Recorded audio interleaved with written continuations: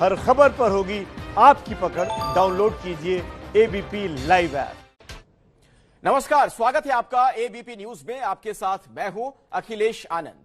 तो इस वक्त की सबसे बड़ी खबर मुंबई से आ रही है। मुंबई में आपको बता दें, गहमा गहमी बहुत तेज है और ये जो गाड़ियों का काफिला आप देख रहे हैं, कंगना रनौत अपने घर से राजभवन के लिए रवाना हो चुकी हैं। उसी दौरान देखिए किस तरीके से वहां मौजूद लोगों का हाथ हिलाकर उन्होंने अभिवादन किया।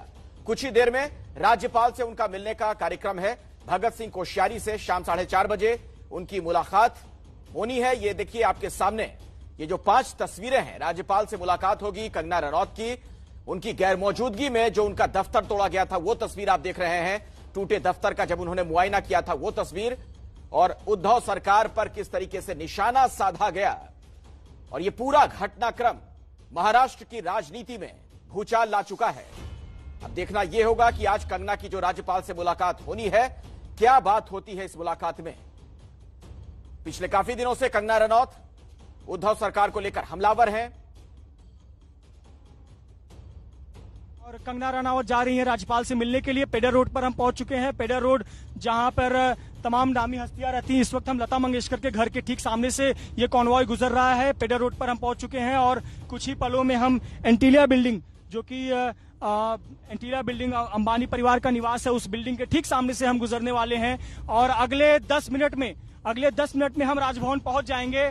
पेडर रोड से यह दूरी बहुत कम समय की है और रास्ता खाली है। 10 मिनट के भीतर हम राजभवन पहुंच जाएंगे। ये पेडर रोड, और पेडर रोड के बाद में बाबुलनाथ मंदिर और उसके बाद सीधा मालबार हिल।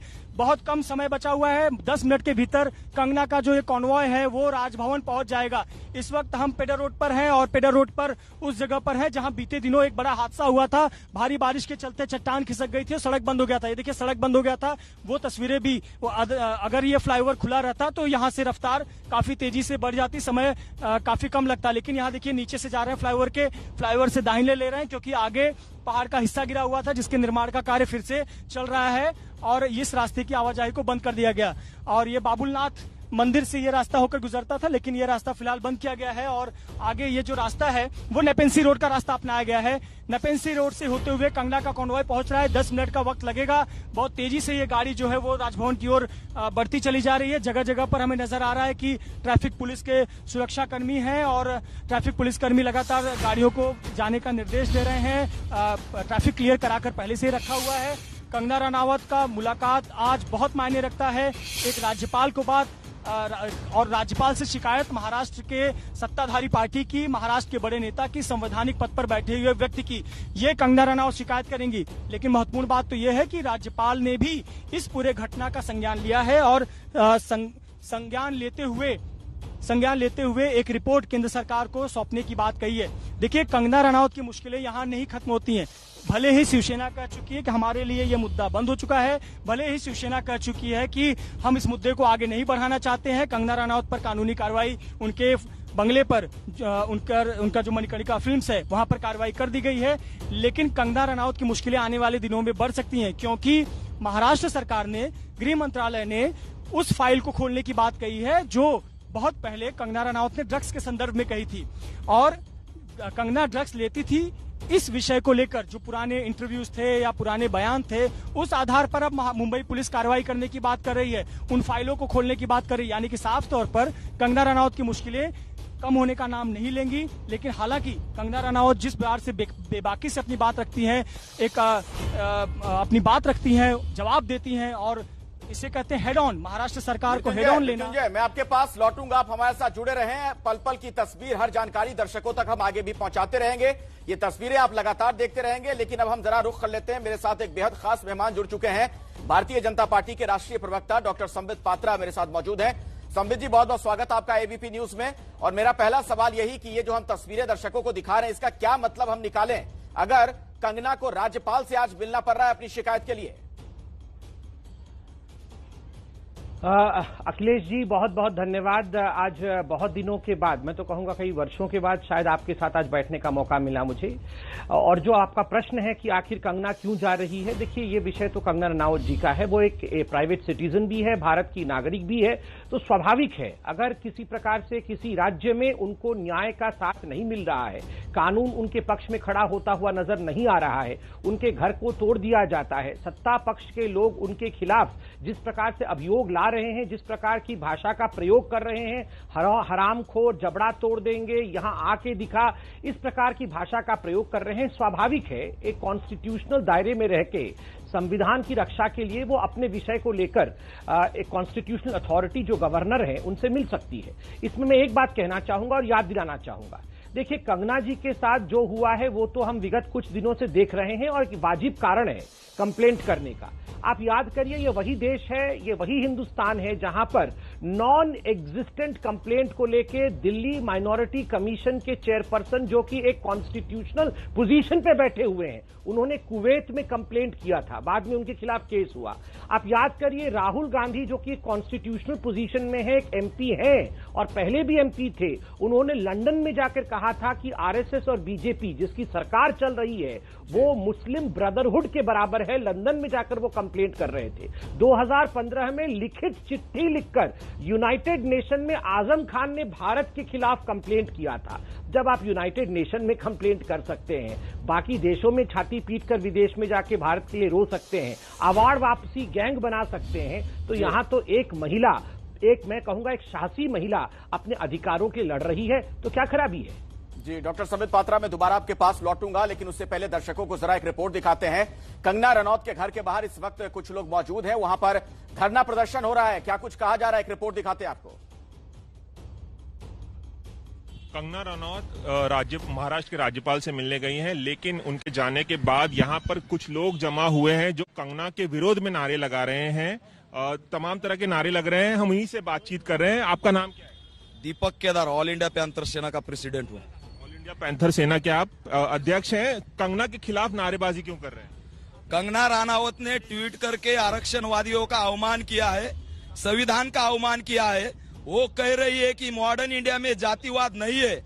हमारा उनको सवाल है, अगर मॉडर्न इंडिया में जातिवाद नहीं है तो इस देश में दलितों पे अत्याचार कैसे हो रहे, इस देश में खैरलान जी जैसी घटनाएं कैसी हो रही है। और कंगना रनावत हमें कौन से भी एंगल से अभिनेत्री लगती नहीं, हीरोइन लगती नहीं, केवल उसकी जात राजपूत है, उसका प्रदेश हिमाचल प्रदेश है, इसलिए वो एक्टर बनी है।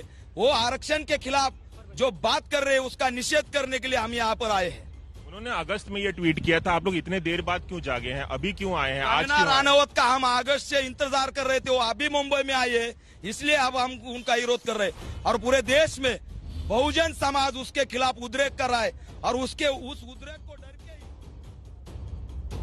तो एक अलग तरह की राजनीति और हो रही है जो आप देख रहे थे। कुछ लोग कंगना पर कुछ गंभीर आरोप लगा रहे थे, हम उसकी भी बात करेंगे, लेकिन पहले जरा हम राजभवन का रुख कर लेते हैं। हमारे साथ रक्षित हमारे सहयोगी वहां से जुड़ चुके हैं। रक्षित, कब तक पहुंच जाएंगी कंगना?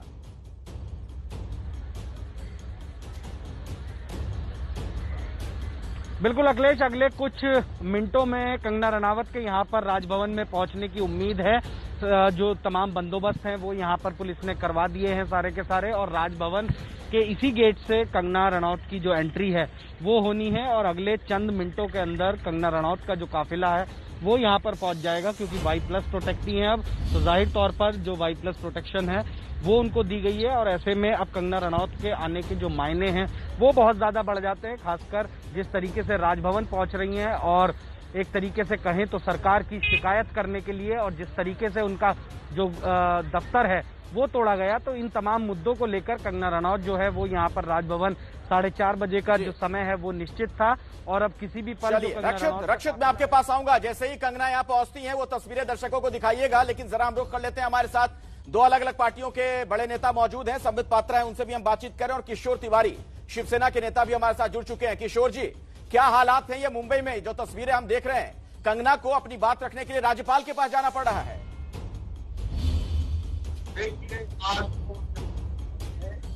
राज्य के नाम से संदेश दिया है, और जहां तक कंगना की बात है तो यह चैप्टर हमारे लिए क्लोज हो चुका है। एक खबर आ रही है, मैं माफी के साथ बीच में आपको रोक रहा हूं किशोर जी, मैं आपके पास आऊंगा। रणवीर का रुख कर लेते हैं राजभवन। रणवीर, कंगना रनौत पहुंच चुकी हैं राजभवन। आप बिल्कुल सामने देखिए पुलिस की गाड़ी और उसके पीछे कंगना रनौत की गाड़ी पहुंच चुकी है राजभवन। और यहां पर अब 4:30 बजे राजभवन भगत सिंह कोश्यारी से मुलाकात होगी। आप देखिए कि मीडिया का जमावड़ा है और बहुत से लोग भी ऐसे हैं जो कंगना रनौत को देखने के लिए इकट्ठा हुए हैं। और यहां पर 4:30 बजे की मुलाकात के लिए कंगना रनौत पहुंची है राजभवन। बिल्कुल सामने ये गाड़ी जो सफेद गाड़ी है और 2 लोग पीछे बैठे दिखाई दे रहे हैं। और यहाँ राजभवन मालाबार हिल स्थित जो राजभवन है वहां के मुख्य दरवाजे पर कंगना रनौत पहुंच गई हैं। और अब से लगभग 20 मिनट बाद कंगना की मुलाकात राज्यपाल से होगी और वो रखेंगी अपनी बात, शिकायत करेंगी जिस तरीके से उनके दफ्तर को गिराया गया, जिस तरह से बयानबाजियों का दौर चल रहा है, ये सारी बातें राज्यपाल के समक्ष रखकर वो अपनी नाराजगी और अपनी शिकायत संवैधानिक पद पर बैठे एक शख्स तक पहुंचाएंगी। क्योंकि सीधी लड़ाई मुख्यमंत्री से जिस तरह से उन्होंने ली है और जिस तरीके से मुख्यमंत्री और शिवसेना के तमाम नेताओं के साथ एक जुबानी जंग महाराष्ट्र की राजनीति में चल रही है, आज वो सब कुछ राजभवन पहुंच चुका है। और अब कंगना कुछ ही समय में राज्यपाल से मिलेंगी और अपनी जो बात है वो राज्यपाल भगत सिंह कोश्यारी के सामने रखेंगी। जी रणवीर, वो तस्वीरें दिखाते रहिए। क्या कंगना की गाड़ी जो पूरा काफिला था राजभवन के अंदर दाखिल हो गया है? जी, मैं एक बार अपने कैमरामैन प्रेम सिंह को कहूंगा दिखाएं। राजभवन का ये मुख्य द्वार है और सामने पुलिस की जो गाड़ी है वो रुकी है और कंगना की गाड़ी भी रुकी हुई है। कुछ फॉर्मेलिटीज हैं, जो फॉर्मेलिटीज पूरी करके कंगना रनौत आगे जाएंगी और औपचारिक तौर पर 4:30 बजे राज्यपाल भगत सिंह कोश्यारी से उनकी मुलाकात होगी। बिल्कुल सामने आप देखिए कि कंगना की जो गाड़ी है वो अब अंदर की तरफ जा रही है और राज्यपाल ने 4:30 बजे का समय दिया है। कल ही समय मांगा गया था और आज शाम 4:30 का समय जो राज्यपाल के साथ तय हुआ, तो कंगना अपने घर से निकली और एक तरफ वो घर से राज्यपाल भवन पहुंचे हैं तो दूसरी तरफ कुछ लोग विरोध भी उनके घर पर कर रहे हैं। लेकिन ये पूरा एपिसोड अगर आप देखिए तो जुबानी जंग से शुरू होता है और एक कानूनी कार्रवाई तक पहुंचता है। और ये जुबानी जंग जब कानूनी कार्रवाई पहुंचता है तब उसकी शिकायत लेकर के कंगना पहुंची है राज्यपाल के घर पर। ये मालाबार हिल्स का इलाका है जहां राजभवन है और यहां पर राज्यपाल से मिलने के लिए कंगना अब पहुंच गई है। और देखिए राजभवन से हमारे साथ मृत्युंजय भी जुड़े हुए हैं। मृत्युंजय, आप क्या देख पा रहे हैं वहां पर? बिल्कुल, आपको बता दूं कि मैं यहाँ पर राजभवन में बहुत पहले भी हम आते रहे हैं और देखिए ये रास्ता जो है कभी बंद नहीं होता था। ये रास्ते पर गाड़ियों की आवाजाही होती थी, बेस्ट की बसें चलती थी। इसे वाल्केश्वर रोड कहा जाता है। लेकिन दूर आप सिक्योरिटी देख सकते हैं, तमाम गाड़ियों को वहीं पर रोक दिया गया। मीडिया कर्मियों को काफी दूर, यहाँ से राजभवन कम से कम 300 मीटर की दूरी पर है और वहां पर ही तमाम गाड़ियों को, मीडिया कर्मियों को और आम लोगों को रोक दिया गया। आमतौर पर ये रास्ते कभी बंद नहीं होते क्योंकि आप देखिए पूरा जो इलाका है वो रिहायशी इलाका है, कॉमर्शियल इलाका है और ये जो सड़क आप सीधी देख रहे हैं और काफी दूर पर आपको भीड़ नजर आएगी और कुछ लोग जमा नजर आएंगे। वही मेन गेट है जहां पर राजभवन का प्रवेश द्वार है और वहीं पर मेरे सहयोगी रणवीर सिंह इस समय मौजूद है। लेकिन आपको बता दें कि रास्ते भर में हमने नोटिस किया कि तमाम बार सिक्योरिटी गार्ड्स हैं या सुरक्षाकर्मी बार बार इशारा कर रहे थे कि गाड़ी की रफ्तार बढ़ाएं, लेकिन कंगना बहुत ही धीमे गति में 60 किलोमीटर प्रति घंटे की रफ्तार से पहुंच रही थी। आमतौर पर आज रविवार का दिन है, सड़कें खाली हैं और ट्रैफिक हमें बहुत ज्यादा कहीं देखने को नहीं मिली। कुछ जगहों पर सिग्नल जरूर मिला, लेकिन आपको बता दें कि गाड़ियों को काफी पहले ही तमाम गाड़ियों को रोक दिया गया था, चाहे वो मीडिया कर्मियों की गाड़ी हो चाहे आम लोगों की। तो कंगना रनौत 4:30 बजे मुलाकात करेंगी और ये मुलाकात आधे घंटे या 20-25 मिनट चलेगी और अपनी बात वो रखेंगी और निश्चित तौर पर पिछले बीते दिनों जो घटनाक्रम हुआ वो बात राज्यपाल के सामने बिल्कुल। तो इस मुलाकात पर मृत्युंजय आप नजर बनाकर रखें, ये तस्वीरें हम दर्शकों को लगातार दिखाते रहेंगे। लेकिन किशोर तिवारी जी का मैं रुख करना चाहूंगा, शिवसेना के नेता हमारे साथ जुड़े हुए हैं। किशोर जी, आपके बुलडोजर राज की शिकायत लेकर कंगना राजभवन पहुंच गई हैं। देखिए, मैंने आपको पहले क्लियर किया है और भी क्लियर करता हूं कि जिस देश में 1 लाख कोरोना मरीज है, दररोज रिपोर्ट हो रहे हैं और करीबन 1000 के ऊपर लोग मर रहे हैं और किसान आत्मघात कर रहे हैं, आप कंगना के राज्यपाल मिलने को लाइव कर रहे हैं। और चलिए, मैं इसी सवाल को आपकी तरफ मोड़ देता हूं। ठीक है, मैं आईना दिखा देता हूं आपको, यही सवाल आपकी तरफ मोड़ देता हूं मैं। किशोर जी, जिस मुंबई में कोरोना से लोग त्रस्त हैं, त्राहिमाम हैं, लोगों की बड़ी संख्या में जान जा रही है, वहां पर बीएमसी की सबसे बड़ी प्राथमिकता यह नजर आई कि कंगना का दफ्तर तोड़ दो। पूरा अमला वहां पर पहुंच गया बस कुछ ही घंटे के नोटिस देकर।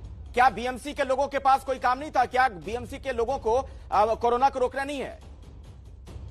देखिए, सुप्रीम कोर्ट के ऑर्डर के अनुसार कार्रवाई हुई है और इसका उत्तरदायित्व बीएमसी पर है और बीएमसी अपना उत्तरदायित्व निश्चय करेगा। अभी हाईकोर्ट के पास मामला है और अगर बीजेपी हाईकोर्ट के ऑर्डर हाईकोर्ट में ऑर्डर मैटर रहते हुए सुप्रीम कोर्ट की ऑर्डर की अवमानना करती है। और आपने जो ये रिपोर्ट बोला ना कि राज्यपाल रिपोर्ट भेज रहे हैं, राज्यपाल के ऑफिस से ऑफिशियली क्लियरिफाइड हो चुका है कि वो कोई रिपोर्ट नहीं भेज रहे हैं। चलिए डॉक्टर संबित पात्रा आपको जवाब देना चाह रहे हैं। डॉक्टर पात्रा, देखिए अखिलेश जी, पहली बात तो है कुछ तथ्यों को मैं यहां रख दूं। जहां तक सुप्रीम कोर्ट की बात हुई, यह गलत बात है। आप याद करिए दाऊद की जो भिंडी बाजार में डेंजरस बिल्डिंग है, कोट अनकोट डेंजरस है और जिसके गिरने से लोगों की मृत्यु हो सकती है, जुलाई के महीने में कोर्ट ने कहा बीएमसी को आदेश देते हुए कि इस बिल्डिंग को गिराई जाए तुरंत। बीएमसी ने कहा कि कोरोना के कारण हमारे पास अभी मैन पावर नहीं है, इसलिए हम दाऊद की बिल्डिंग को गिरा नहीं सकते हैं, नंबर 1। नंबर 2, महाराष्ट्र सरकार ने एक नोटिस जारी किया हुआ है कि सितंबर 30 तक कोरोना के कारण किसी प्रकार का कोई डेमोलिशन नहीं हो सकता है।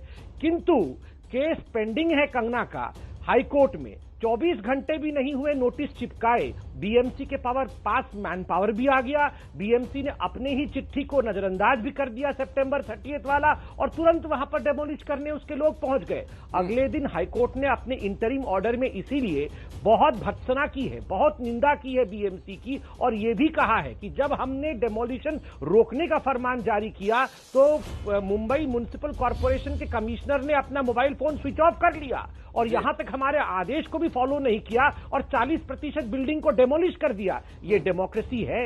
ये लोकतंत्र है क्या? ये लोकतंत्र का डेमोलिशन है और चूंकि लोकतंत्र की हत्या हो रही है इसलिए कंगना रनौत आज महामहिम राज्यपाल के पास गई हुई है। और दूसरी बात, यहां तिवारी जी कह रहे हैं हमारे लिए कंगना का चैप्टर क्लोज हो गया। ये चैप्टर क्लोज हो गया? चैप्टर खोला किसने था? चैप्टर भी आपने खोला था। हरामखोर किसने बोला था? आपने बोला था। जबड़ा तोड़ देंगे किसने बोला था? आपने बोला था। जब उल्टा पड़ रहा है चैप्टर आपके लिए तो आप बोल रहे हैं चैप्टर क्लोज, फिर सामना में लिख रहे हैं कि उखाड़ देंगे, फिर सामना में लिख रहे हैं कि पानी में रह के मगर से बैर नहीं होगा। हरामखोर क्या करते हो तुम? थोड़ा रुकिए ना। एक तो आपने कहा सुप्रीम कोर्ट की बात, हरामखोर हमने किया है। अरे अखिलेश जी, हरामखोर किसने बोला है? देखिए किशोर जी, देखिए इस पूरी चर्चा के मूल में क्या है, मुझे ब्रेक के लिए रुकना पड़ेगा। आप दोनों मेहमानों से मैं कहूंगा कि ब्रेक के बाद हम चर्चा को आगे बढ़ाएंगे और इस चर्चा के मूल में क्या है, क्या ये अभिव्यक्ति की आजादी पर हमला नहीं है? कंगना के साथ जो कुछ हुआ या फिर पूर्व नेवी ऑफिसर के साथ जो कुछ हुआ?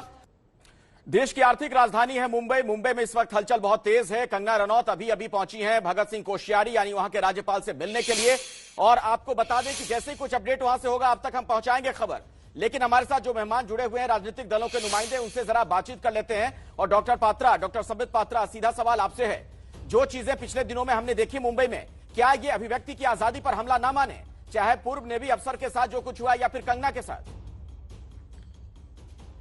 देखिए कुछ दिनों में नहीं, मैं तो कहूंगा कुछ महीनों से इस प्रकार की बातें महाराष्ट्र में चल रही है। आप याद करिए, एक तिवारी जी होते थे जिन्होंने कुछ कार्टून डाला था, तो आज से 3-4 महीने पहले उनके सर को मुंडवा दिया गया, उनके बाल को काट दिया गया।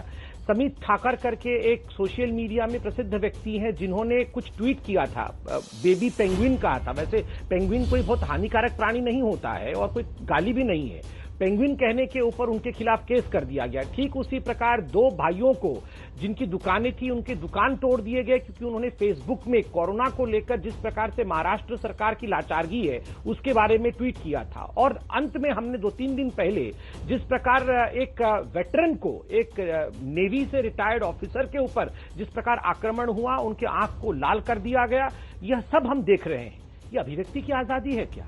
कहां है ये? इसी मुंबई में उद्धव ठाकरे जी के लिए जो ये मुंबई के कुछ हीरो हीरोइंस हैं जो पीआर एक्सरसाइज करते हैं कि ये पूरे ब्रह्मांड के बेस्ट सीएम हैं, केवल हिंदुस्तान के नहीं पूरे विश्व और पूरे ब्रह्मांड के बेस्ट सीएम हैं, कहां है वो सब? एक भी कोई प्लैकार्ड पकड़ के खड़ा नहीं हुआ है कि this is not tolerance, I want to speak, India is lost. ये सारे वही गैंग है ना जो अवार्ड वापसी गैंग है।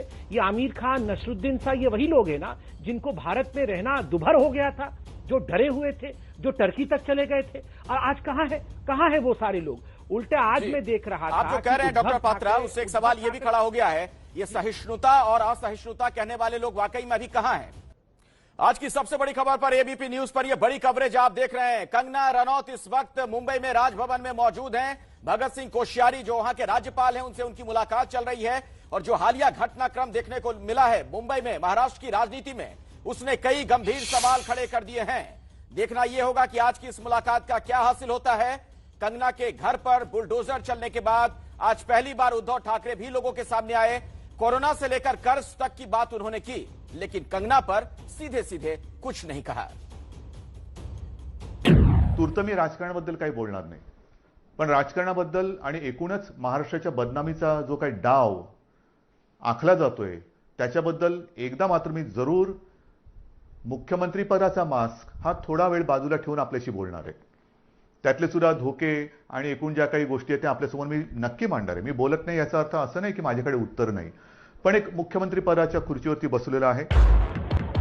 महज 24 घंटे के नोटिस के बाद 9 सितंबर को बीएमसी ने कंगना के बांद्रा के पाली हिल्स में बने दफ्तर पर बुलडोजर चला दिया। विरोध में कंगना उतरी, कंगना के समर्थन में बीजेपी आई। उद्धव सरकार से जवाब मांगा जाने लगा।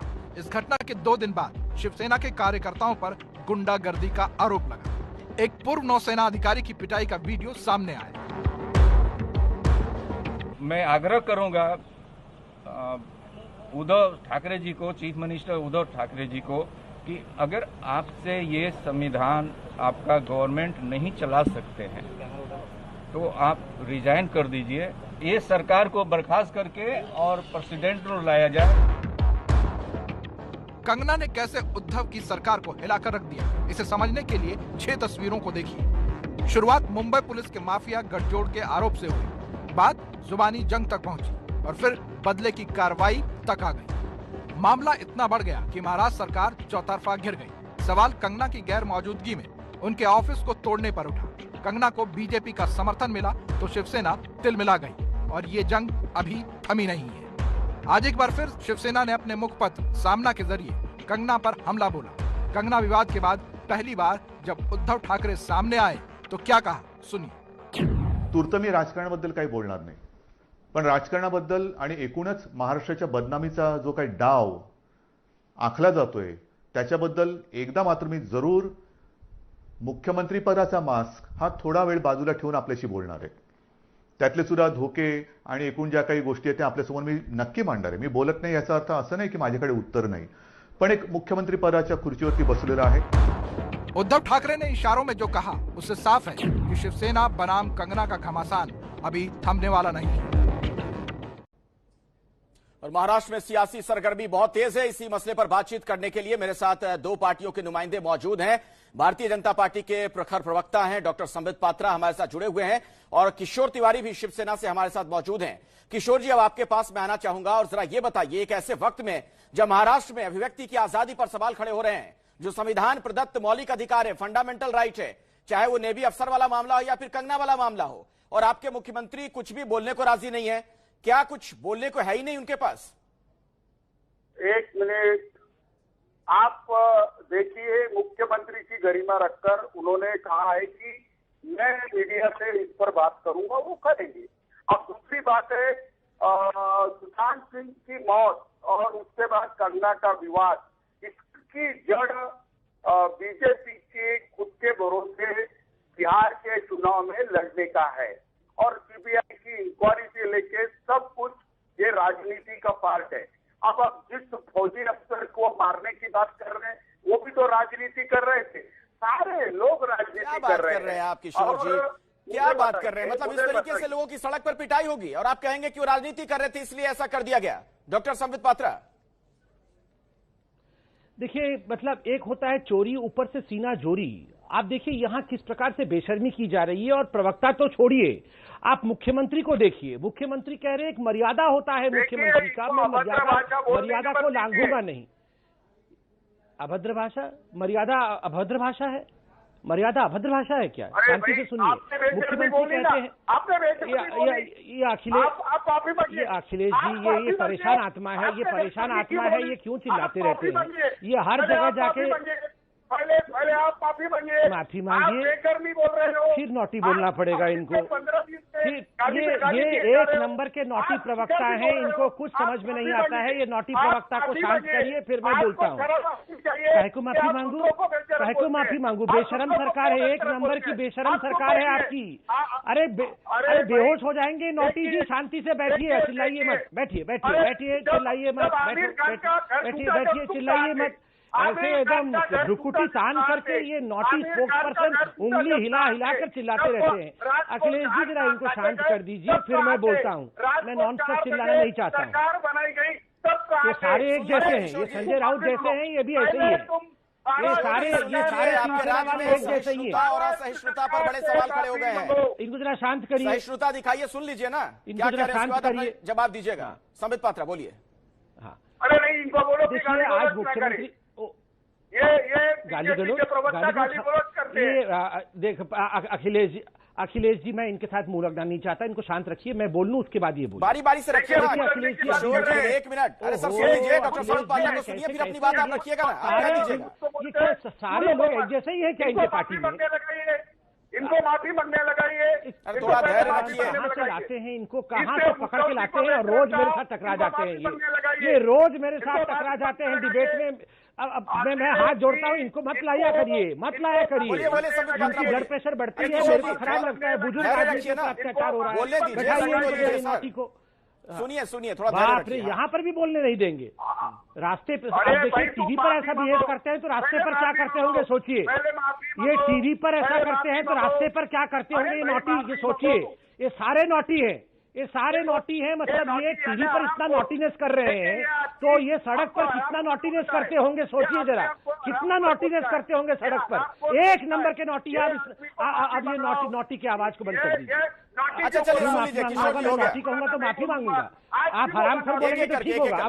अब ये नोटी की आवाज को बंद कर दीजिए। बोलिए, ऐसा ठीक नहीं। बोलिए संबित जी, बोलिए। कैसे बोलूंगा, ये नॉन स्टॉप चिल्लाएंगे तो मैं कैसे बोलूंगा बताइए। ये सारे लीजिए भाई, आप दोनों बोलते रहेंगे, चिल्लाते नहीं पाएगा, फिर मुझे आपको ऑडियो डाउन करना पड़ जाएगा। मैं शांति आप से बोलने दीजिए, संबित पात्रा को सुन बोलने लीजिए, फिर अपनी बात रखिएगा। मैं आपको भरपूर मौका दूंगा। किशोर तिवारी जी, आपको मैं पूरा मौका दूंगा, अपनी बात रखिएगा। बोलने दीजिए संबित पात्रा। डॉक्टर पात्रा बोलिए। अपमान करेंगे? देखिए आप प्लीज बोलने दीजिए। देखिए अखिलेश जी, अभी मुख्यमंत्री ने कहा कि मुख्यमंत्री की कुर्सी की एक मर्यादा होती है। क्या मर्यादा होती है? एक महिला की सुरक्षा आप कर नहीं पा रहे हैं, एक वेटरन के घर पे अटैक हो रहा है, और तो और मुख्यमंत्री उसका जस्टिफिकेशन दे रहे हैं। कल शिवसेना ने एक चिट्ठी जारी की है, उसमें उन्होंने जस्टिफाई किया है कि जो भी हुआ है आदरणीय मदन शर्मा जी के साथ, जो कि नौसेना के वेटरन ऑफिसर हैं, वो तो एक प्रतिक्रिया थी, त्वरित प्रतिक्रिया थी, स्पॉन्टेनियस रिएक्शन था, हो गया कार्यकर्ताओं से। होता है ऐसा क्योंकि उन्होंने एक कार्टून, और ये कार्टून है मेरे पास, ये कार्टून ट्वीट किया था। आप बताइए, अगर मैं ये कार्टून ट्वीट कर दूं तो आप मुझे मारेंगे, आप मेरी जान निकाल देंगे, आप आर्मी के ऊपर अटैक करेंगे, आप नौसेना के अधिकारियों के ऊपर अटैक करेंगे। मैं तो एबीपी न्यूज के माध्यम से समस्त देशवासियों को कहूंगा कि ये उद्धव जी का असली चेहरा, जिस प्रकार से उद्धव जी मातोश्री और पितोश्री के सामने झुके हुए हैं, और जिस प्रकार से उन्होंने अपने ही पिता बाला साहेब ठाकरे के नाम को अपमानित और बदनाम किया है, हर भारतीय को यह ट्वीट करना चाहिए। ये आज शिवसेना का असली चेहरा है। शिवसेना अपनी रीढ़ की हड्डी खो चुकी है। ये लोकतंत्र है। खुद बाला साहेब एक जमाने में कार्टूनिस्ट थे। अगर कार्टून ट्वीट करने पे आप सेना के अधिकारियों को मारेंगे और यहाँ टीवी चैनल में जस्टिफाई भी करेंगे और कहेंगे ये प्रतिक्रिया था, तो आपको क्या लगता है? हम जवाब दीजिए किशोर जी, सरकार ऐसे काम करेगी क्या प्रतिशोध की भावना से? वो कार्टून क्यों बता रहे? अखिलेश जी मुझे बात करने दो। हाँ बोलिए बोलिए। ये पूरा कार्टून पकड़ के रखूंगा, ये कार्टून पूरा पकड़ के रखूंगा, यही है, यही कार्टून है। कार्टून पकड़ना ये मेरा लोकतांत्रिक दायित्व है। मैं एबीपी न्यूज में रिक्वेस्ट करूंगा, क्लोजअप करके इस कार्टून को दिखाइए पूरे दुनिया को, दिखाइए उद्धव जी के असली चेहरे को। अपमान, ये अपमान है, बिल्कुल बिल्कुल, ये लोकतंत्र का सम्मान है। आप सब नोटी हैं और आप लोगों के नोटीनेस को एक्सपोज करना ये हमारा कर्तव्य है। हम कर्तव्य का पालन कर रहे हैं। बिल्कुल, देखिए ये सच्चाई है, ये सच्चाई है। ये वो कार्टून है। पूरा हिंदुस्तान, पूरे व्हाट्सएप में आप सब लोग ये कार्टून भेजिए। घर घर में बच्चे से कहूंगा इस कार्टून को गांव तक भेज दीजिए, गांव तक भेज दीजिए। जो हमसे टकराएगा वो सब खत्म हो जाएंगे। आप हमको घबराओ मत। आप इतने बड़े गुंडा है ना, आपसे जो और टकराएगा वो सब सफाया हो जाएगा। नहीं कर सकते, वो तो पता है। आप किशोर तिवारी जी जरा एक बात बताइए, किशोर जी एक बात बताइए मुझे, इधर उधर की बात मत कीजिए और आपस में भिड़ने की बजाय मुद्दे पर हम आते हैं। जरा मुझे ये बताइए, सरकारें क्या ऐसे चलेंगी? क्या सरकार प्रतिशोध की भावना से चलती है? अगर कंगना ने कुछ कह दिया तो क्या उनके दफ्तर पर इस तरह की कार्रवाई की जाएगी? एक नेवी अफसर ने अगर कोई कार्टून फॉरवर्ड कर दिया तो क्या शिवसेना के गुंडे वहां पहुंचकर उनकी पिटाई कर देंगे? क्या इस तरीके से सरकारें चलेंगी अब, बदले की भावना से? सरकारें इकबाल से चलती हैं और बड़े हृदय से चलती हैं। अरे बड़े, ये क्या था, किसी ने क्या, एक कार्यकर्ता ने मार दिया तो बीजेपी में तो ये यूपी के अंदर फौज के अफसरों को मार डालते हैं। तो अच्छा, मतलब आप इसे जस्टिफाई कर रहे हैं? पार्टी ने जस्टिफाई किया कि ये प्रतिक्रिया थी, आपके पार्टी ने जस्टिफाई किया उसको कि ये कार्यकर्ता की प्रतिक्रिया थी। नहीं, एक कार्यकर्ता ने मार दिया, इतना आराम से आपने कह दिया एक कार्यकर्ता ने मार दिया, अरे हुआ तो हो गया। एक मिनट आप दोनों को मैं रोक रहा हूं। एक तस्वीर अभी सामने आई है जो इस वक्त आप देख रहे हैं एबीपी न्यूज पर। भगत सिंह कोश्यारी जो राज्यपाल हैं महाराष्ट्र के, आप देख रहे हैं बीच की कुर्सी पर वो बैठे हुए हैं, और कंगना रनौत इस वक्त नजर आ रही है। जो उनकी मुलाकात हुई है उसी की तस्वीर है। एबीपी न्यूज पर आप ये एक्सक्लूसिव तस्वीर देख रहे हैं। महाराष्ट्र की सियासत में आप देख सकते हैं किस तरह की सरगर्मी, कंगना मिलने के लिए पहुंची हैं राज्यपाल से। ये तस्वीरें आपके सामने। तो ये मुलाकात तो हुई, लेकिन क्या बात हुई होगी डॉक्टर संबित पात्रा? जानता हूं क्या बात हुई होगी, वो तो मुझे लगता है जब कंगना जी बाहर आएंगी तो वो स्वयं मीडिया को संबोधित करेंगी। मगर देखिए, आज एक मूवी एक्ट्रेस को, एक महिला को आखिरकार जाके गवर्नर से क्यों मिलने की आवश्यकता पड़ी? अगर चीफ मिनिस्टर और जो राज्य सरकार है वो उनके दुखों को समझ पाती, वो अत्याचार नहीं करती, तो आज गवर्नर के पास जाने की आवश्यकता नहीं पड़ती। दूसरी बात मैं कहना चाहता हूं, देखिए कंगना तो एक सामर्थ्यवान महिला है, वो एक स्टेचर की महिला है, वो एक इंडिपेंडेंट महिला है, वो गवर्नर तक पहुंच भी सकती है। आप सोचिए अगर एक इंडिपेंडेंट काम करती हुई सामर्थ्यवान महिला के साथ इस प्रकार का दुर्व्यवहार होता है मुंबई में, महाराष्ट्र में, जो कि भारत का दिल है, वहां पर साधारण लोगों के साथ, वेटरन्स के साथ, बाकी साधारण लोगों के साथ किस प्रकार का व्यवहार ये सरकार कर रही होगी, मुझे तो ये सोचकर भी बड़ा आपत्ति लग रहा है। लोगों के घर तोड़ देना, लोगों के बाल मुड़वा देना, लोगों को घर से घसीट जवाब दीजिए किशोर तिवारी जी, और फिर जस्टिफाई भी करना। किशोर तिवारी जी जवाब दीजिए। डॉक्टर संबित पात्रा कह रहे हैं कि जो सशक्त लोग हैं जब उनका ये हाल कर देते हैं आप लोग, तो फिर जो कमजोर है उसके साथ क्या करते होंगे? ये सब बीजेपी की राजनीति है। हमारे महाराष्ट्र में सब सुरक्षित है और किसी को कुछ हो नहीं रहा है। महाराष्ट्र में सब सुरक्षित है। महाराष्ट्र में हिंदू भी सुरक्षित है, मुस्लिम भी सुरक्षित है, सिख भी सुरक्षित है। आप इनको ज्यादा तूल मत दीजिए। बीजेपी बिहार का राजनीति कर रही है, बहुत घटिया किस्म की राजनीति कर रही है। बीजेपी पूरी बाहर हो चुकी है। बीजेपी। अच्छा एक बात बताइए, इसमें क्या राजनीति है, जरा मुझे समझाइए। एक मिनट किशोर जी मुझे समझाइए।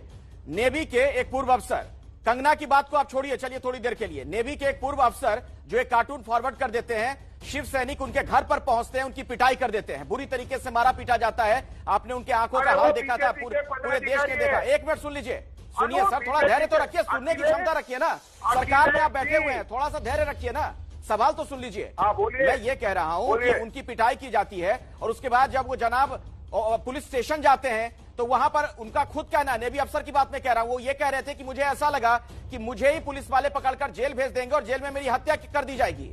मतलब इस तरीके का वातावरण है और आप कह रहे हैं कि सब कुछ ठीक है। अरे वो जनाब बीजेपी के कार्यकर्ता है और प्रेसिडेंट रूल की अमान कर रहे हैं। वो हरदम ही ऐसे ट्वीट करते रहते हैं। रिटायर अफसर है तो उन्हें गरिमा रखनी चाहिए। ये कितनी गली बात, कितनी गलत बात है, वो कितनी गलत बात है। तो उन्होंने गरिमा रखनी चाहिए। मैं आपत्ति करता हूं तिवारी जी, आप जिस प्रकार की भाषा का प्रयोग एक सेवानिवृत्त सेना के अधिकारी के लिए कर रहे हैं कि वो सेना के अधिकारी को गरिमा रखनी चाहिए। आप पीटोगे, आप पीटोगे, कार्यकर्ता है, सेना के अधिकारियों को कार्यकर्ता कहते हैं, आप पीटोगे जाके घर के ने, आप लोगों के घर।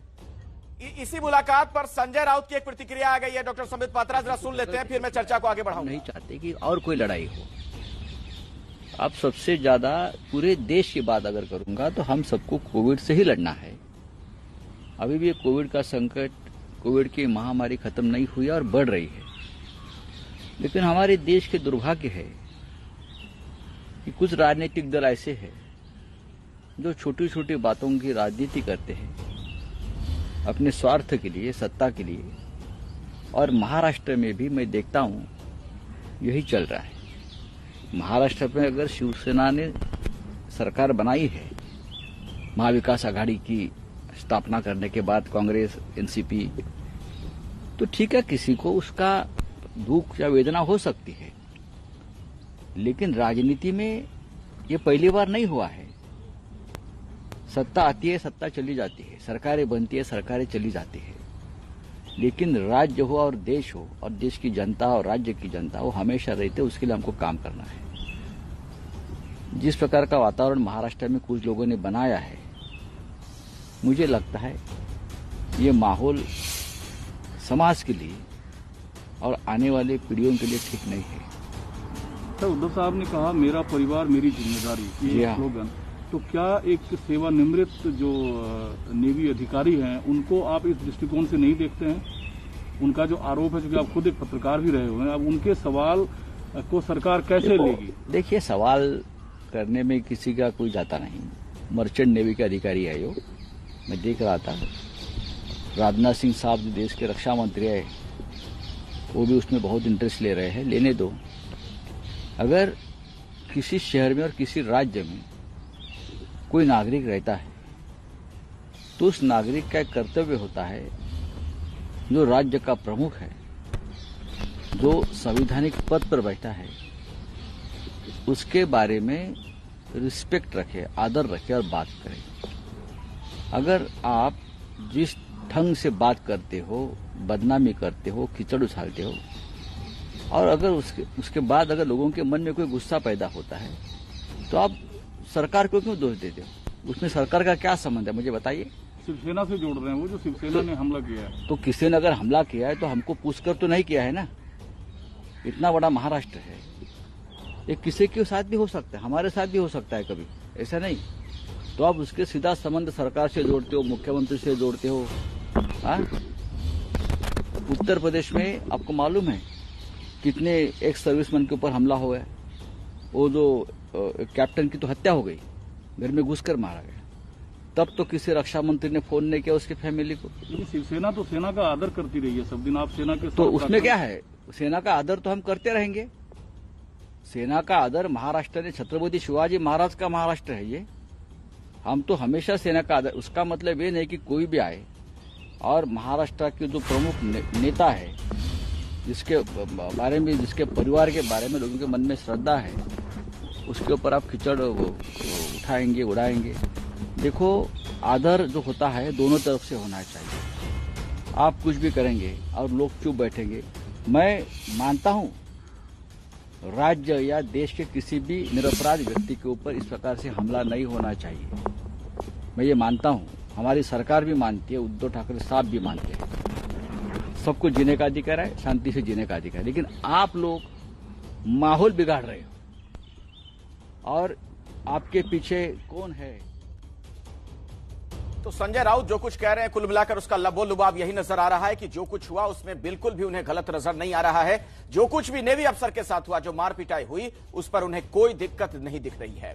और मैंने उनसे, मुझे जो भी मेरे साथ अन्याय हुआ है उसके बारे में बात की। वो हमारे सबके गार्डियन है यहाँ पे, एंड जिस तरह से मेरे साथ सुलूक हुआ है उस बारे में मैंने वही बात की। वही हमारी आज ब्रीफ जो भी मीटिंग हुई उसके बारे में मैंने उन्हें बताया। एंड आई होप कि justice be given to me, ताकि जो हमारे देश के जो लोग हैं और जो बच्चियां हैं खासकर, उनका जो फेथ है वो सिस्टम में रिस्टोर हो।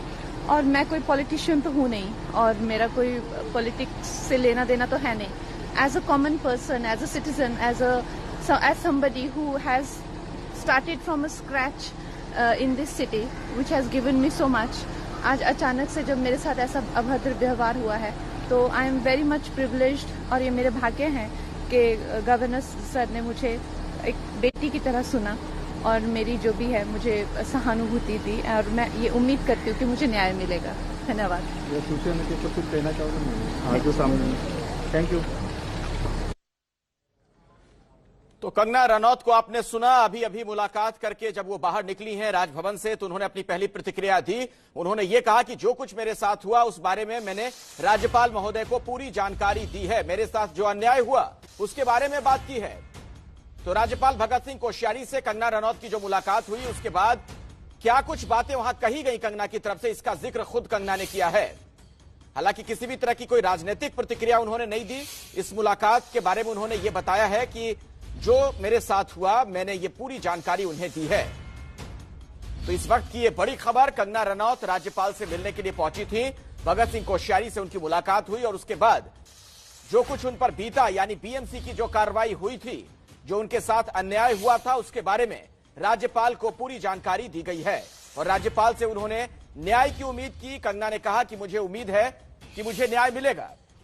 और ऐसा लगता है कि अब कंगना यहां से रवाना होने वाली हैं। ये देखिए तस्वीरें सामने आ गई हैं। ये अंदर जब वो पहुंच रही थी उस दौरान की तस्वीर है। अभी थोड़ी देर पहले उनकी मुलाकात हुई भगत सिंह कोश्यारी से, राज्यपाल से, और मुलाकात के बाद उन्होंने ये कहा कि मेरे साथ जो कुछ भी हुआ है, जो नाइंसाफी हुई है, जो अन्याय हुआ, उसके बारे में राज्यपाल को पूरी जानकारी मैंने दी है।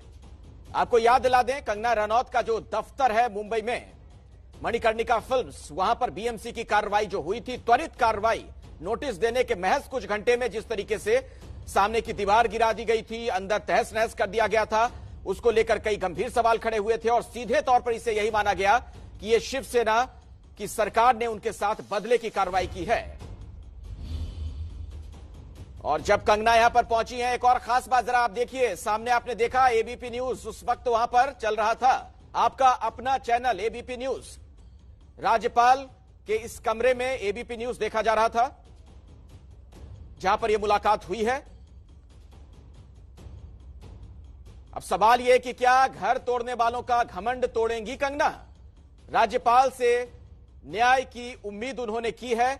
ये देखिए तस्वीरें आपके सामने, पूरा वीडियो आ चुका है। अंदर की तस्वीर सबसे पहले एबीपी न्यूज पर आपने देखी थी।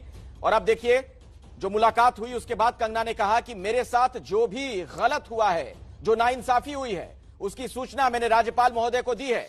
मुझे उम्मीद है कि मुझे न्याय मिलेगा। मुलाकात खत्म हो गई। और एक खास बात जिसका जिक्र एक बार फिर से मैं आपके सामने कर दूं, कंगना जब इस कमरे में दाखिल हो रही थी तो आप देखेंगे वहां पर एबीपी न्यूज ही राज्यपाल महोदय देख रहे थे और उसी दौरान कंगना से उनकी बातचीत हो रही थी।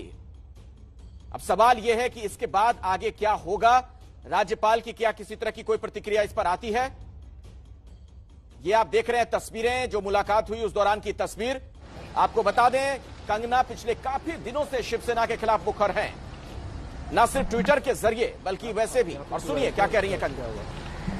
So I had a meeting with His Excellency the Governor of Maharashtra, Bhagat Singh Koshyari, और मैंने उनसे मुझे जो भी मेरे साथ अन्याय हुआ है उसके बारे में बात की। वो हमारे सबके गार्डियन हैं यहाँ पे, एंड जिस तरह से मेरे साथ सुलूक हुआ है उस बारे में मैंने वही बात की। वही हमारी आज ब्रीफ जो भी मीटिंग हुई उसके बारे में मैंने उन्हें बताया। एंड आई होप कि justice be given to me, ताकि जो हमारे देश के जो लोग हैं और जो बच्चियां हैं खासकर, उनका जो फेथ है वो सिस्टम में रिस्टोर हो।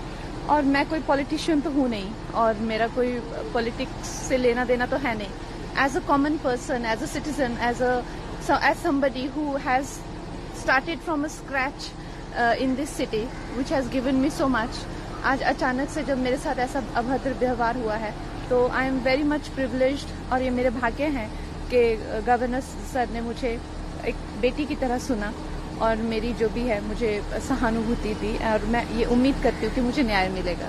धन्यवाद। कुछ कहना चाहोगे जो सामने? Thank you. तो शिवसेना के ऊपर तो किसी तरह की कोई प्रतिक्रिया उन्होंने जाहिर नहीं की, लेकिन उनका यह कहना था कि अब मुझे न्याय मिलेगा। डॉक्टर संबित पात्रा लगातार मेरे साथ जुड़े हुए हैं, भारतीय जनता पार्टी के प्रखर प्रवक्ता। और डॉक्टर पात्रा, सवाल वही, अगर राज्यपाल से मिलकर किसी को अपना दुख दर्द रखना पड़ रहा है, चुनी हुई सरकार के नुमाइंदे से ये बातें नहीं कही जा रही हैं, इसका हम क्या मतलब निकालें कि राज्य में किस तरीके के हालात हैं? देखिए, राज्य में किस प्रकार के हालात है अखिलेश भाई, वो तो तभी मालूम पड़ गया जब इस ब्रेक से पहले आपने संजय राउत के पूरे बयान को सुनाया। जब कंगना रनौत महामहिम राज्यपाल से मुलाकात कर रही थी, ठीक उसी समय संजय राउत ने इस पे कमेंट किया। संजय राउत जी ने क्या कहा? संजय राउत ने कहा, अच्छा वो नेवी ऑफिसर के ऊपर अटैक हो गया, ये तो प्रतिक्रिया थी, इसमें उन्होंने कोई गलत बात उनको नजर नहीं आया। सबसे बड़ी बात और विरोधी बात यह थी कि संजय राउत ने कहा कि देखो, जिस राज्य में आप रहते हैं उस राज्य के जो मुख्यमंत्री हैं उनके खिलाफ किसी प्रकार का कार्टून बनाना, और अगर आप उनके जी हजूरी नहीं करोगे तो इसी प्रकार का अंजाम होगा। मैं तो उनको याद दिलाना चाहूंगा कि बाला साहेब ठाकरे ने अपने आप को किस प्रकार महाराष्ट्र में स्थापित किया था। वो एक कार्टूनिस्ट थे, 1945 से लेके बहुत बड़े समय तक 1960 तक वो कार्टूनिस्ट थे। मार्मिक उनका कार्टून, पूरा जो अखबार छपता था उसमें उनका कार्टून छपता था। उससे उन्होंने वहां के सरकार के खिलाफ आवाज बुलंद की, लोगों को ये बात पसंद आई, तब जाके शिवसेना खड़ी हुई। आप बताइए, आज उनके खुद के नुमाइंदे कह रहे हैं कि कार्टून बनाओगे तो यही असर होगा। ये जस्टिफिकेशन है। दूसरी बात, वो कह रहे हैं ये छोटी छोटी बातें तो होती रहती है, इसके लिए इतना बड़ा ड्रामा करने की आवश्यकता क्या है। किसी का घर तोड़ देना, किसी का दफ्तर तोड़ देना, किसी नेवी ऑफिसर को घर के अंदर से घसीट के लाकर बाहर अधमरा कर देना, ये छोटी छोटी बातें होती हैं। यही कॉन्फिडेंस बिल्डिंग मेजर होती है। अगर साधारण व्यक्ति जो टीवी देखता है वो देखेगा कि बड़ा फिल्म एक्टर के ऊपर इस प्रकार हमला हो रहा है, एक नेवी ऑफिसर के ऊपर इस प्रकार का हमला हो रहा है, तो साधारण व्यक्ति की जो आत्मनिर्भरता है, उसका जो आत्मविश्वास है, उसका क्या होगा, आप बताइए। और डॉक्टर संबित पात्रा, सवाल तो उनसे भी पूछा जाना चाहिए ना, जो सहिष्णुता और असहिष्णुता की बहस में पिछले दिनों में बहुत ज्यादा इन्वॉल्व रहे थे, और कांग्रेस की जो खामोशी है इस पूरे प्रकरण में, उस पर भी तो सवाल खड़े होंगे।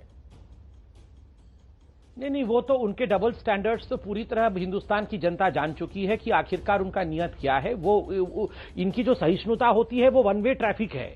मतलब ये खराब काम करेंगे और उस खराब काम के ऊपर कोई एक्शन होगा तो वो सहिष्णुता का राग अलापना शुरू कर देंगे। उनकी सहिष्णुता, जो असहिष्णुता कोट अनकोट अवार्ड वापसी इत्यादि होती है, वो किस लिए होती है। राम मंदिर का जजमेंट सुप्रीम कोर्ट देती है तो वो असहिष्णुता का राग अलापते हैं। CAA का कानून हमारे देश का पार्लियामेंट पारित करता है, डिबेट और डिस्कशन के साथ, वोटिंग के साथ पारित करता है, उसमें वो असहिष्णुता का राग अलापना शुरू कर देते हैं। और शाहीन बाग और उसके बाद जिस प्रकार से यहां पर दंगे हुए, और दंगों पे आप अगर काम करते हो, दंगों पे FIR करते हो और जेन्युइन लोगों को पकड़ते हो तो वहां रोना धोना शुरू हो जाता है। और यहां नागरिकों के घरों को तोड़ दिया जाए, यहां मुख्यमंत्री के खिलाफ केवल एक कार्टून, मैं बार बार ये कार्टून दिखाना चाहता हूं क्योंकि ये कार्टून बहुत कुछ कहता है। ये कहता है कि आज भी हम एक डेमोक्रेटिक कंट्री में हैं और इस कार्टून को हमें व्हाट्सएप इत्यादि सोशल मीडिया के प्लेटफॉर्म में फैला करके उद्धव जी को यह संदेश देना होगा, उद्धव जी आप ईश्वर नहीं हैं, आप ईश्वर नहीं है कि आपके खिलाफ अगर कार्टून बनेगा तो वो ब्लास्फेमी होगा। आप भगवान नहीं हैं, आप एक मनुष्य हैं और आप सत्ता में हैं। हिंदुस्तान एक लोकतांत्रिक देश है, तानाशाही देश नहीं है। यहां पर प्रधानमंत्री के खिलाफ तो दर्जनों कार्टून रोज बनते हैं। आप ही लोगों ने प्रधानमंत्री को, आपकी शिवसेना ने, आपके कांग्रेस ने न जाने कितनी गालियां दी है प्रधानमंत्री को। अगर हम भी यही कहें कि इस देश में रहना होगा तो प्रधानमंत्री को बिल्कुल प्रधानमंत्री के खिलाफ आपने एक भी कार्टून नहीं बनाना है, प्रधानमंत्री को एक भी गाली नहीं देना है, हम भी घर से पकड़ के पीटेंगे, तो आप क्या करेंगे? आप उसे उचित ठहराएंगे? बिल्कुल नहीं। एक बात बताइए, जो संजय राउत का बयान है, खास तौर पर मेरा जो संदर्भ है नेवी अफसर के साथ जो कुछ हुआ उस बारे में, अगर इसके बाद वो कहते हैं कि शिव सैनिकों ने जो मारा पीटा वो उनकी सहज प्रतिक्रिया थी, क्या यह सत्ता का अहंकार नहीं है? क्या सरकार इस तरीके से चलेगी? प्रतिशोध की कार्रवाई करेंगे लोग? देखिए, मैं तो इसमें एक साधारण नागरिक के रूप में, बीजेपी के प्रवक्ता के नाते नहीं, एक साधारण नागरिक के रूप में ये कहना चाहूंगा कि इस प्रकार का जो बयान आज संजय राउत ने दिया है और लगातार देते आ रहे हैं, कोर्ट को इसका संज्ञान लेना चाहिए। सुओ मोटो कोर्ट को इसका नोटिस लेना चाहिए और संजय राउत को रैप इन द नकल्स, उन्हें बुला करके कोर्ट में उनसे पूछना चाहिए कि आप सत्ताधारी पार्टी के सांसद हैं, आप एक केवल सत्ताधारी पार्टी के नहीं, आपकी एक बहुत बड़ी रिस्पॉन्सिबिलिटी है क्योंकि आप इंडियन पार्लियामेंट को रिप्रेजेंट करते हैं। आप कहते हैं कि वो क्या है, वो तो एक मर्चेंट नेवी का ऑफिसर है, तो उसके साथ ये हो गया तो क्या हो गया। ये तो त्वरित कार्यवाही थी, ये तो त्वरित प्रतिक्रिया थी, ये तो कार्यकर्ता स्पॉन्टेनियसली ऐसे रिएक्ट करेंगे जब उनके नेता के ऊपर कोई कार्टून फॉरवर्ड करेगा व्हाट्सएप पे। तो हर प्रकार से उन्होंने एक बूढ़े लाचार व्यक्ति के ऊपर अटैक को, मैं तो कहता हूं भूल जाइए वो नेवी के थे, अगर वो नेवी के अफसर भी नहीं होते, कोई साधारण, मैं बोल रहा हूं रिक्शा चालक भी होता, तो भी क्या आप उसके ऊपर इस प्रकार प्रहार करेंगे? आप उसको अधमरा करके छोड़ देंगे? आप उसको घर से घसीट के बाहर ले आएंगे? ये सत्ता का जो नशा है, इस सत्ता के नशे में आप देखिएगा, देखिए दो संजय की बात होती है। एक संजय आप याद करिए महाभारत काल में अंधे धृतराष्ट्र के बगल में बैठकर लाइव कमेंट्री करते थे और धृतराष्ट्र को बताते थे कि धृतराष्ट्र जग जाइए क्योंकि धर्मक्षेत्र कुरुक्षेत्र में आपका वंश समाप्त हो रहा है। वहां धृतराष्ट्र जगे नहीं। यहां पर एक और संजय है, संजय राउत, जो धृतराष्ट्र से भी अधिक अंधे हैं। अपनी बात जारी रखिएगा, लेकिन अपने दर्शकों को मैं बता दूं, जो वीडियो इस वक्त आप देख रहे हैं एबीपी न्यूज पर, जब कंगना रनौत इस कमरे में दाखिल होती हैं उस दौरान की तस्वीर पर जरा गौर फरमाइएगा। एक बार फिर से मैं आपको ये वीडियो दिखाऊंगा। ये देखिए, आपका अपना चैनल एबीपी न्यूज यहां पर देखा जा रहा था, जहां पर भगत सिंह कोश्यारी राज्यपाल बैठे हुए थे और कंगना रनौत का इंतजार किया जा रहा था मुलाकात के लिए। और ये देखिए, जैसे ही कंगना दाखिल हुई, आप देखेंगे दाहिनी तरफ दीवार पर टेलीविजन स्क्रीन पर जब आप नजर डालेंगे तो आपका अपना चैनल एबीपी न्यूज आपको वहां पर दिख जाएगा। संबित पात्रा, अब हम बातचीत को आगे बढ़ाएंगे और मेरा अब आपसे सवाल यह है, जो भी हुआ, जो संजय राउत कह रहे हैं बहुत ही निंदनीय है, उसकी आलोचना होनी चाहिए, लेकिन शिवसेना यह भी कह रही है कि आप लोग जानबूझकर राजनीति कर रहे हैं। उन्होंने यह भी कहा कि उत्तर प्रदेश में जहां बीजेपी की सरकार है, कई एक्स सर्विसमैन हैं जिनके ऊपर हमले हुए, उस पर तो कुछ नहीं बोलते आप लोग। देखिए अखिलेश जी, राजनीति में हम लोग क्यों हैं? हम लोग राजनीति में इसलिए हैं क्योंकि लोगों के मौलिक अधिकारों की रक्षा कर सके। राजनीति में इसलिए है क्योंकि हमारे सांसद, हमारे विधायक आज लोकतंत्र के मंदिर में जाके जनता के विषय को रख सकते हैं। अगर एक आप सिंगल महिला के ऊपर, एक महिला जो अपना काम खुद करती है, आत्मनिर्भर महिला है, वो फिल्म इंडस्ट्री में काम करती है, उन्होंने अपने मेहनत से अपना घर बनाया है, आप उसके घर को तोड़ दोगे, आप उसको गंदी गंदी भाषा का प्रयोग करके एक महिला को गाली दोगे, तो आप बताइए ये हमारा कर्तव्य है कि नहीं? मैं तो हमारा ही नहीं कह रहा हूं, आप लोग भी, मीडिया भी जो आज कंगना के साथ खड़ी है, मीडिया सुशांत और रिया केस को लेकर डिबेट भी कर रही थी, वो इसलिए कर रही थी क्योंकि ये आपका भी कर्तव्य है, हमारा भी कर्तव्य है। जहां तक उत्तर प्रदेश इत्यादि का सवाल है, मैं बताता हूं, जब अखलाक के साथ, जब अखलाक की लिंचिंग हुई, समाजवादी पार्टी की सरकार थी, किंतु आप याद करिए उस तबरेज के साथ जब भी हुआ, तब सारे के सारे ऑपोजिशन वाले उसके घर गए कि नहीं, और किस प्रकार से एक माहौल बनाया, जबकि भारतीय जनता पार्टी के किसी कार्यकर्ता का कोई इन्वॉल्वमेंट नहीं था, किसी लिंचिंग में बीजेपी के कार्यकर्ता का कोई इन्वॉल्वमेंट नहीं था, किंतु हिंदुओं के ऊपर आक्रमण करने के लिए बीजेपी हिंदुओं को रिप्रेजेंट करती है, इस प्रकार का एक प्ली लेकर सारे लोग भारतीय जनता पार्टी और नरेंद्र मोदी के ऊपर आक्रामक हो गए। यहां तो शिवसेना के कार्यकर्ता और डायरेक्टली शिवसेना के सांसद इन्वॉल्व हैं, हरामखोर जैसे शब्दों का प्रयोग कर रहे हैं, जस्टिफाई कर रहे हैं मारने पीटने को, और लोग कह रहे हैं कि हम इसमें कुछ बोले भी ना, फिर तो हम फेल्ड ऑपोजिशन होंगे, हम फेल्ड पॉलिटिशियन होंगे। अगर हम एक छोटी सी प्रतिक्रिया संबित पात्रा चाहूंगा मैं, समय नहीं है। उद्धव ठाकरे ने आप लोगों को चेतावनी भी दी है, वो कह रहे हैं कि उनकी खामोशी को कमजोरी ना समझें आप लोग। तो फिर बोले ना, खामोश क्यों हैं? किसको बचाने की कोशिश कर रहे हैं? वो सीबीआई जांच भी नहीं चाहते हैं। मैं तो बार बार पूछ रहा हूं, ऐसा क्या है उद्धव जी के घर में जिसको बचाने के लिए उद्धव जी खामोश हैं? वरना अगर आप और हम होते उनकी जगह पे तो हम तो पहले दिन ही कहते बिल्कुल सीबीआई की जांच करा लो, हमारा उसमें कोई लेना देना नहीं है, हमने सुशांत के केस में कोई लेना देना नहीं है, वो सुसाइड है कि मर्डर है, आप जांच कराओ। हम कहते कि ड्रग पेडलिंग में हमारा कोई लेना देना नहीं है, आप जांच कराओ, दूध का दूध, पानी का पानी कराओ। यहां पर मौन व्रत क्यों धारण किया हुआ है? सीबीआई की जांच को अपोजिशन क्यों की जा रही है? और जो सीबीआई की जांच मांगता है उसका घर तोड़ते हैं। मतलब हवेली में गड़बड़ी है ना? हम तो यही पूछ रहे हैं, कौन है हवेली में? ऐसा क्या है हवेली में जिसको छिपाने की कोशिश उद्धव जी कर रहे हैं? चलिए संबित पात्रा, अपने पास समय इतना ही, आप हमारे साथ जुड़े, आपने सारी बातें रखी, बहुत बहुत शुक्रिया आपका हमारे साथ जुड़ने के लिए।